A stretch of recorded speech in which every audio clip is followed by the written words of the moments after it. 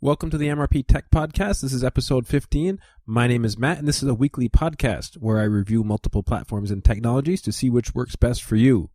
In today's episode, I will talk about a recent discussion on brand new Windows laptops, and I discuss my most recent video on YouTube about Arch Linux. So at work today, I was walking down the hall, and I came across a person who I had helped with some computer issues quite a few years ago now. He asked me if I had a second, and I said, yeah, sure, no problem. And what he had was some questions regarding a brand new laptop that he had just purchased. Now, this particular person had purchased a brand new laptop with Windows 10 on it, and his goal with this new laptop, he said, I like to do a lot of things. I use tons of software, and what I would really like to do is set this computer up so that I can use it for the next 10 years, the way that I like to use it. He said, in 10 years, I don't know if I'm going to be able to learn anything new. So for now, I just want this laptop to last 10 years. He said, I spent 4 days installing all the software that I had on my old computer on this brand new computer. He said, I'm a very terrible typer, so I use this software, a speech recognition software called Dragon.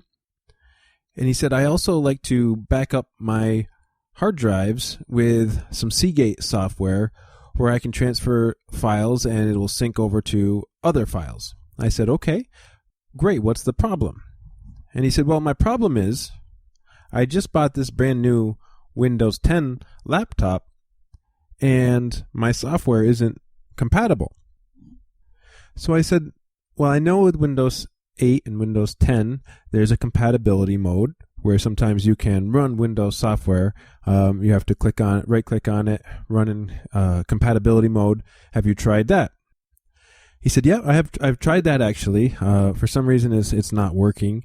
I'm not really sure why. I said, well, what problems are you having? And he said, well, the software will install, but with Dragon, my microphone will not work. It's all garbled.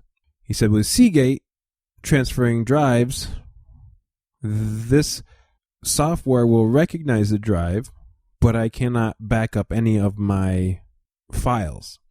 He said, I also have some scanning software. I paid $500 for the scanning software, and it's not compatible with Windows 10 either. So we talked about some various ideas of what he could do. The first thing that I recommended for him to try, obviously, was the compatibility mode for Windows 10. That didn't quite work. We started talking about some of his options on what he could do. He just purchased this brand new laptop, and I sort of gave him some ideas. I said, what is it you use this software for? And so I gave him some options, such as if it's just one piece of software, do you have a Windows 7 license? Maybe you could install VirtualBox and run it in a VM, and you'd be up and running, and you can use your software. In that case, we found out quickly that wasn't really going to work. We talked about looking for alternatives. There may be alternatives to backing up your files using something different than you're used to. And this, as I'm listening to this conversation, in the back of my mind, I'm really feeling for this person because they have spent all of this money on the software that they love to use. And so I said, are you all up to date with all of your software? Are you on the most recent versions? And he said, well, I'm using version 11 with Dragon. I think they're on 13 now. And I said, well, that's probably something that you can take care of fairly easy.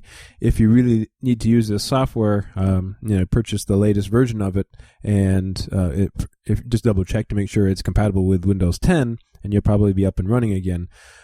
I mentioned we had the conversation about vendor lock-in and how they don't want you to stay on one particular piece of software for 10 years. They want you to buy the next release and the release after that and the release after that. And we talked about how companies like Windows 10 also do this. They try to lock you in so that after a certain point, you have to either purchase a new laptop or upgrade to the latest operating system. And it really struck me what kind of situation that he was in. His scanning software that he uses cost $500. He didn't want to spend $500 just because he bought a brand new computer and is running a slightly more modern operating system. So in the past, I've mentioned Linux to this person, and he uses it for various things. He actually told me in this conversation, he goes, I have an old computer, and the only reason why I bought a new one was because I kept getting notices about the Windows 10 updates, and every time my computer updated, it wouldn't start. It wouldn't boot up. It wouldn't run the way it used to.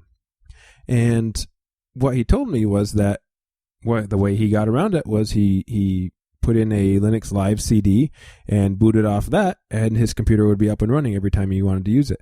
And he loved the fact that he could fix Windows problems with these Linux Live CDs. And I explained to him, what's really amazing about that is I have conversations with people all the time about this, and I get phone calls, people asking me, how do I fix this problem here, this problem there?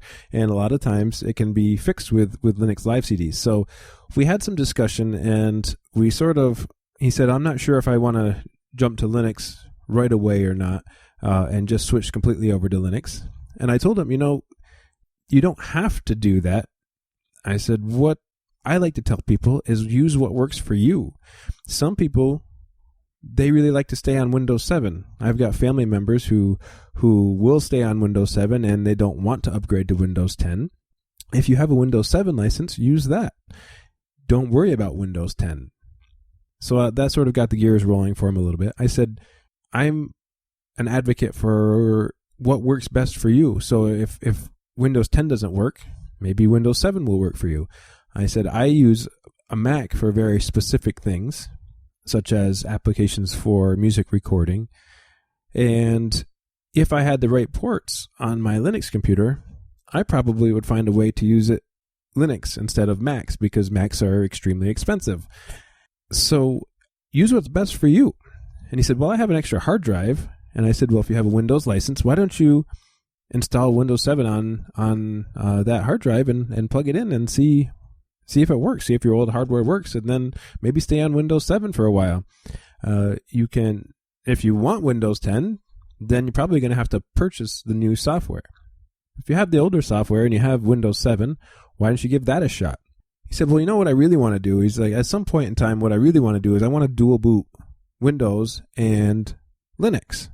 And we started talking about Linux, and we started talking about the reason why I love Linux is we don't have to worry about vendor lock-in. We have the software we want to use, and it's open and free and available for everybody. We get the updates when we want the updates. We update our system when we want to update our system.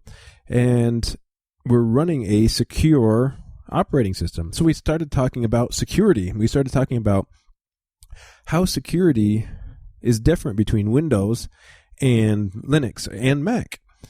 What I told him is, with Microsoft, they have something called Patch Tuesday, where a certain Tuesday of every month, Microsoft will release security patches for Windows. Now, sometimes these patches can be fixed the first time around. Sometimes it can take several releases in order for a vulnerability to get fixed, and sometimes vulnerabilities don't get fixed at all. And I explained to him that no computer is completely secure. He wanted a secure system. So I started talking about some of the benefits of running Linux and being secure. And what I mentioned to him is, when you use Windows, whether you realize it or not, you're running as an administrator. So anybody who compromises your system has full access to whatever it is that they want to do on your system, for the most part. With Linux, you are not an administrator when you're running your system. And in order to make any changes, you have to enter a password on your system to make any change that could be damaging to your system. What that means is that when you do something like install software or make changes to your system, you are basically agreeing that you know what you're doing, and that if you mess your system up, it's your fault. But that's also giving you power to do more with your system. And it's inherently more secure. And I explained that Macs are actually based off something called BSD, the Berkeley Secure Distribution, that's very similar to Linux, and they're inherently more secure as well. Windows has gotten better over time, but still has lots of problems with viruses. I hear many complaints about Windows 7, Windows 8, Windows 10, and things not working, upgrades, trashing a machine, the install process or the upgrade process between Windows 7 and Windows 10 breaking things and things not working anymore. So there are lots of risks for whatever computer that you want to use. But one of the reasons I like Linux is because of just how secure it is and how well it runs, believe it or not. So we started talking about this dual boot issue that he had, and I explained to him, you probably have a newer computer, am I right? And he said, yeah, just brand new. And I said, well, with the older computers, they had something called the BIOS. And newer computers are coming with something called UEFI, which is a new version of BIOS, and basically gives you settings to your system. With UEFI computers, especially with computers that run Windows, most of them have something called Secure Boot. And with Secure Boot, you're going to have some problems dual booting Linux with Windows. It has gotten better over the last few years, but Secure Boot tries to make the ease of installing multiple operating systems on one computer much more difficult. Operating systems need signed keys now in order to be installed. And basically the idea is they don't want anything installed on a very low level of your system, rootkits, things like that. And Microsoft tries to use that as an example. We want your system to be safe and secure from the minute you power it on. But in actuality, it's really, you're not any more secure with Secure Boot on. And it just makes it problematic for users to use the computer that they purchased in the way that they want to. So I recommended to him that maybe dual booting isn't such a good idea. You could try other hard drives if you wanted to.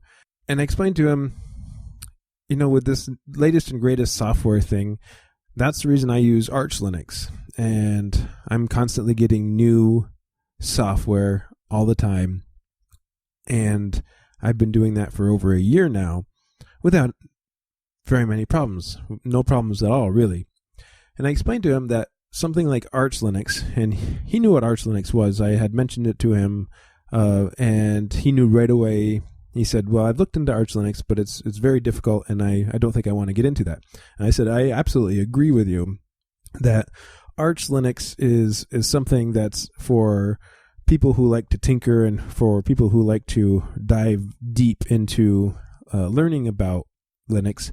I wouldn't recommend it to somebody who wanted a computer that is stable for 10 years and they just want to install things and they want it to work for a very long time. What I did recommend to him, if he wants to switch to Linux, that there are systems made for uses for just about everything. So, for example, Arch Linux is what's called a rolling release. You install Arch Linux once, and the updates will just keep rolling and keep rolling and keep rolling, and it's going to be the only time that you have to install that system for as long as you choose to. There are other types of Linux releases that are what are called long-term support releases. And these are computers that if you want just to set up a computer that is a rock, that's going to be stable for 5 years without much change, you're not really going to get the latest, greatest software on it. But the software on it that you choose to install will work just fine through those 5 years of being supported. And so I recommended if you wanted to do something like that, things like Ubuntu would be great, the long-term supports. There are other distributions out there that are long-term supports that are also great, but he knew what Ubuntu was, and he knew right away that that's what I would have recommended for him. So it's really interesting, all of these options that he has as far as what he wants to do and what he what he's going to do. He's pretty frustrated that he just purchased a brand new computer with Windows 10 and he can't use it the way he wants to use it. So it was a really neat conversation because over this last weekend, I did a video on Arch Linux. And it's something that I had been wanting to do for a really long time. And I talked about why I think that Arch Linux probably is one of my favorite operating systems that I've ever used. And I want to go into a little bit more detail on why that is. So I talked quite a bit about the latest and greatest software in my video. And the reason why I brought that up is when you are using something like Arch Linux and you do an update, it's almost like Christmas. You're getting new stuff all the time. And the way that Arch is set up, you get your software from what are called repositories. And these repositories come in very different stages of release. There's a stable release repository. That's what I use because I want the software to be stable. There's a testing repository, and there's an unstable repository. Now, why would anybody want unstable? Well, what's great about Arch Linux is if you are a software developer and you are testing things out, the testing repo and the unstable repo is where you can look for bugs and try to fix bugs, and you can try to improve the system if you know how to do that before it gets sent down to the stable release repositories. And I'm not a developer by any means. I don't create software. I'm just a user. And I like to use what works best. And for me, the stable repositories work best. So I don't have much trouble with those at all. The other reason why I really like Arch Linux is because I basically built the system myself. I know what's installed on it with a new computer. And I asked this person I talked to today just how much software is installed on your computer when you buy it. And he said it's absolutely ridiculous. He mentioned that there was many games that were installed and software that he's never going to use and that he can't delete off of his system. With Arch Linux, you don't have any of that whatsoever. In fact, when you install Arch, you basically have nothing. You just have the very basic files that gets a system up and running, and you build it up from there. You build it to what it is you want to look like. You choose your desktop environment. You choose your file system manager. You choose your network manager. You choose whether or not you want Bluetooth installed, whether or not you want your Wi-Fi adapter to work, whether or not you want to have a desktop that looks like Windows or a desktop that looks like Mac or various other customizations that you don't get with Windows or Mac. So it can be a lot of fun to build your own system and customize your own system. So if you're somebody who has been using Linux for a little while and you haven't tried Arch Linux, I would say to you that don't be scared of it just because it's a little more difficult to install than any other type of Linux distribution. It's not the hardest to install. You just have to take your time and do it right. There are other Linux distributions such as Gentoo or Linux from scratch that take days to install. This isn't like that. It may take you a half hour to 45 minutes to an hour or longer if it's something you're unsure the first time you do it. But you learn more in the process from doing it. And things like Ubuntu, which is basically 3 or 4 clicks and you're installed and you're up and running, you don't get to see the process. You don't get to see the process unfold.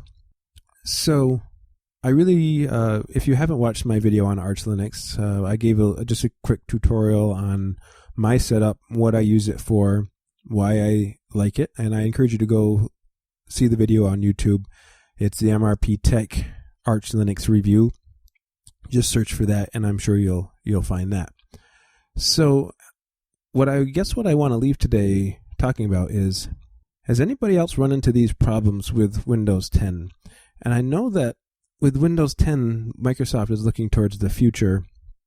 They want to sort of start fresh and move on. And I understand wanting to make a cutoff at some point with certain software.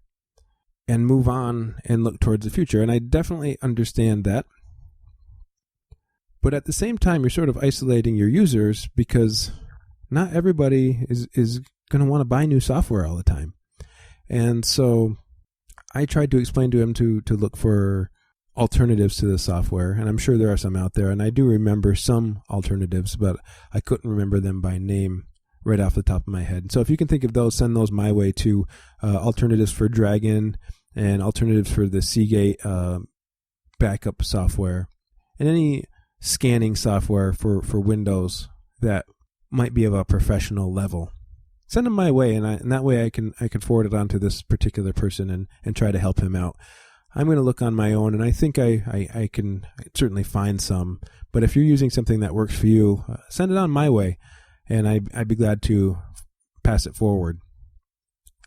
So just a neat little discussion I had today, and I wanted to talk about some other things for this episode, but I'm going to push those to next week, and encourage you, keep listening, and send me some feedback. Tell me what you want me to talk about. I think I've got some really great ideas coming in the next few weeks, but I could always use show ideas. And what's great about this show is that I sort of talk about what piques my interest, and if something piques your interest, let me know, and I can adjust my schedule so that we have something that our viewers want to hear about.